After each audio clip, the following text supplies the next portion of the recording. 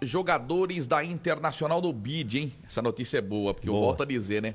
Estando no bid, o jogador está apto em condição de, como diz João Valdir de Moraes, para participar do primeiro jogo do Paulistão contra o Santos. Então, entraram no bid, o boletim informativo diário da CBF. Osman, atacante, Matheus Galdesani, volante, Lucas Frigeri, goleiro, o Celcinho, lateral direito, Johnny Douglas, volante, Xandão, zagueiro, e o Diego Tavares, atacante, tá? Boas notícias, esses jogadores no bid.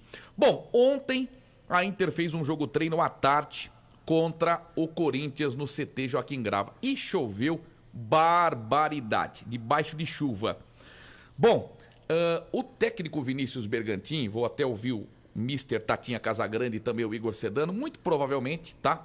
O time que iniciou o jogo treino de ontem contra o Corinthians deve ser o time que jogará contra o Santos na quarta-feira. Por quê? Porque a primeira alteração que o Vinícius Bergantin fez no jogo de ontem contra o Corinthians foi aos 20 do segundo tempo, ou seja, ele encarou a partida como se fosse do Campeonato Paulista.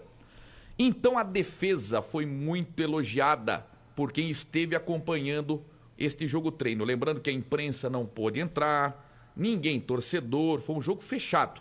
Mas aqueles jogadores tanto do Corinthians, da Inter, elogiaram o sistema defensivo da Internacional. Goleiro Lucas Frigeri, belo primeiro tempo, boas defesas. O Corinthians teve um gol anulado no primeiro tempo, com o Paulinho. Paulinho marcou aos 20 minutos do primeiro tempo, mas ele fez falta de ataque. Por isso não valeu o gol do Corinthians. Então o Lucas Frigeri fechou o gol no primeiro tempo, boas defesas. Nas laterais, Léo Duarte e Rafael Carioca. O Léo Duarte ganhou a disputa do Celcinho porque vem treinando há mais tempo. O mesmo acontecendo com o Rafael Carioca, o Tito chegou depois. Sim. Dupla de zaga, Xandão e Rodolfo Filemon. O Mancini atuou nos 20 minutos finais. Ele ficou gripado, ele perdeu alguns treinos. Renan Fonseca machucado, nem atuou, tá? E o Léo Silva, infelizmente, sofreu uma lesão, disse aqui na sexta-feira, uma lesão na posterior de 1 a 2 meses. Nossa. Afastado. A Inter vai ter que contratar um outro zagueiro. Então a defesa, Lucas Frigeri, o Léo Duarte, Rodolfo Filemon, Xandão e Rafael Carioca. Os dois volantes, Matheus Galdesani e Johnny Douglas. Para quem acompanhou o jogo treino, Johnny Douglas foi o melhor jogador em campo. Meia armação, só o Felipe Bachola. Na frente da escalação que eu coloquei na sexta-feira, só teve uma mudança. Eu falei que o Giovani tinha perdido a condição de titular e que o Diego Tavares seria o titular, não. O Vinícius Bergantin entrou com o Giovani e com os dois na frente, Ronaldo e Osman. Aí só no segundo tempo, aos 20 minutos, que o Bergantin começou a mudar a equipe. Aí atuaram Rafael Pim, Celcinho, Rodolfo Filemon, que jogou o tempo todo, Matheus Mancini e Tito. Júlio Rusch, Lima, Thiago Alagoano e Gui Mendes. Na frente, Gui Pira e Diego Tavares. Fiquei contente que o Gui Pira já vem treinando e recuperação rápida da lesão que ele teve. Então, mister, o gol do Corinthians foi aos 42 do segundo tempo. Um pombo sem asa, que a gente fala, um chutaço do Duqueiroz no ângulo do Rafael Pim, que nada pôde fazer. Do Corinthians, William, Renato Augusto e Jô, que se recuperaram da Covid-19, não atuaram, não participaram da atividade. O técnico Silvinho repetiu a escalação do treino de sexta-feira com o Mantuan no comando de ataque. Ele manteve o Lucas Piton na lateral esquerda no lugar do Fábio Santos e utilizou o Gabriel como titular no lugar do Cantígio. Então o Corinthians iniciou o jogo treino contra a Inter com Cássio, Fagner, João Vitor, Gil e Lucas Piton, Gabriel, Paulinho, Juliano e Gabriel Pereira, Roger Guedes e Gustavo Mantuan. No segundo tempo, o Corinthians voltou com Matheus Donelli no gol, João Pedro, Raul Gustavo, Bruno Melo e Fábio Santos, Cantígio, Xavier, Duqueiroz e Adson, Mosquito e Luan. Corinthians que estreia no Paulistão contra a Ferroviária. E aí, mister, 1-0 pro Corinthians e todos falando muito bem do comportamento da Inter e esse time aí provável que enfrentará o Santos. Sua análise, mister. Edmar, depois que você passou a escalação do provável time que comece o primeiro jogo, né, do Campeonato Paulista contra o Santos, a minha surpresa ficou no Johnny, né, no meio-campo. Eu achei que o Lima pudesse ser o titular. E o 4-3-3 não me surpreende, não. Eu acho que uma ou duas posições aí eu poderia ter errado. Mas era esse time que eu estava também pensando que pudesse ser o time titular da Internacional. Agora, tudo depende da evolução também, né? De jogos treinos. E o Vinícius vai observar muito o comportamento, da forma como ele quer que jogue e como é que está o desempenho dos jogadores. Agora, a questão maior é o seguinte: o resultado em si tem um significado? Lógico que tem, não dá para a gente ignorar. Mas não é ele o principal objetivo. O principal objetivo é ver o comportamento do time, o andamento, como que está a preparação dos jogadores, da forma como o Vinícius quer que jogue. Edmar? Então, para isso, eu imagino que ele vai jogar realmente com 3 atacantes. Agora, não sei o comportamento do Giovani, se ele vai ficar realmente bem avançado ou se ele vai fazer um quarto falso ali no meio campo. No América, ele fazia um quarto homem no meio campo. Então, pode ser essa possibilidade. Era um falso atacante no América. É a forma como que jogava o Flamengo, né? O Flamengo jogava assim também, né, Edmar? Parecia que eram 4 jogadores de frente, de repente ele liberava ou o Everton Ribeiro, ou liberava um outro atacante, o Arrascaeta. Sim.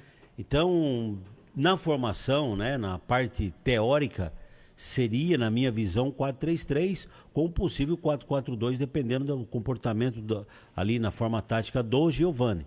Mas eu vejo uma equipe que está jogando para vencer jogos, né, Edmar? Então... Não é para ficar lá atrás, esperando o adversário. Ó, Edmar, o que me deixa bastante confortável, né, é a idade dos jogadores.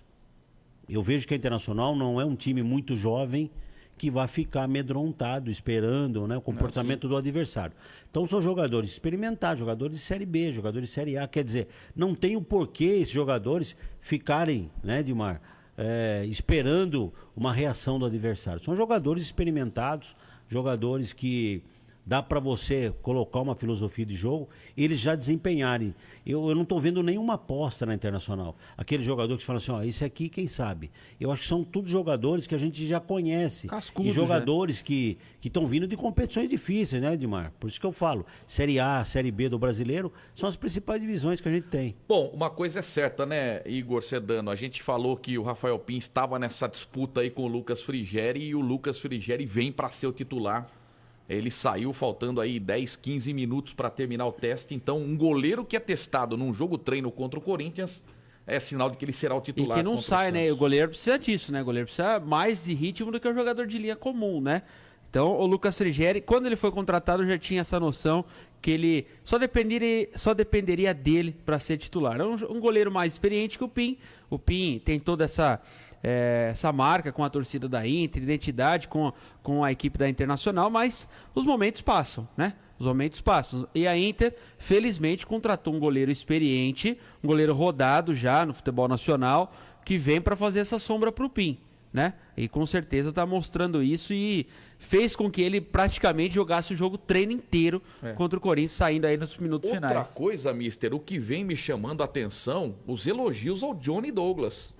Você citou aí... A minha surpresa, todo mundo elogiando o Johnny Douglas, que foi trazido pelo Thiago Gasparini. Esse é um jogador que a responsabilidade do mérito é do Thiago Gasparino, porque ele levou o Johnny Douglas do Paraná Clube para o Coritiba. E no Coritiba ele não foi titular. Mas quando entrou foi bem. Então o Thiago fez questão de buscar esse jogador, que tem aí 24 anos, um chute muito forte de fora da área.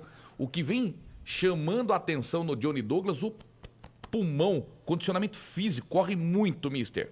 Volante de marcação forte, de boa saída. É difícil a gente, principalmente na minha função de comentarista, fazer algo que eu possa deixar mais lúcida a torcida da Internacional. Eu estou dizendo do comportamento dos jogadores. Agora, eu não vi o time ainda jogar. Ninguém viu, né? Então, não dá para eu chegar aqui e dizer como é que tá a Internacional. É como eu disse, o resultado, ele tem um impacto? Lógico que tem. Mas não é tão importante quanto o comportamento. Sem dúvida. Principalmente agora, né, Dimas? Depois, na hora da competição, a gente sabe que o resultado é mais importante. Mas eu realmente gostaria de ver a equipe jogando. Não vou nem me atentar pelo resultado, mas ver como está sendo o comportamento.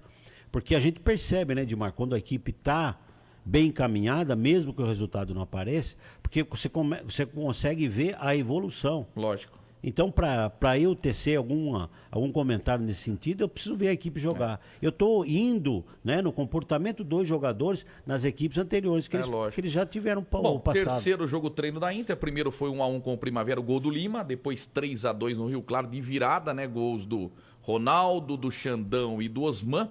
E ontem 0-0. Quarta-feira a Inter deve... O quê? 1-0 Corinthians. Isso. 0-0 com o titular. Mas 1-0 Corinthians. Quarta, a Inter deve jogar um jogo treino contra o Noroeste, tá? Existia a possibilidade de enfrentar o Guarani em Sorocaba. O Guarani faz a sua pré-temporada em Sorocaba, o Guarani está no mesmo grupo da Internacional. O mesmo acontecendo com a Água Santa. Sim. Mas não, muito provavelmente o jogo treino seja contra o Noroeste. Uma informação vinda de Bauru para mim.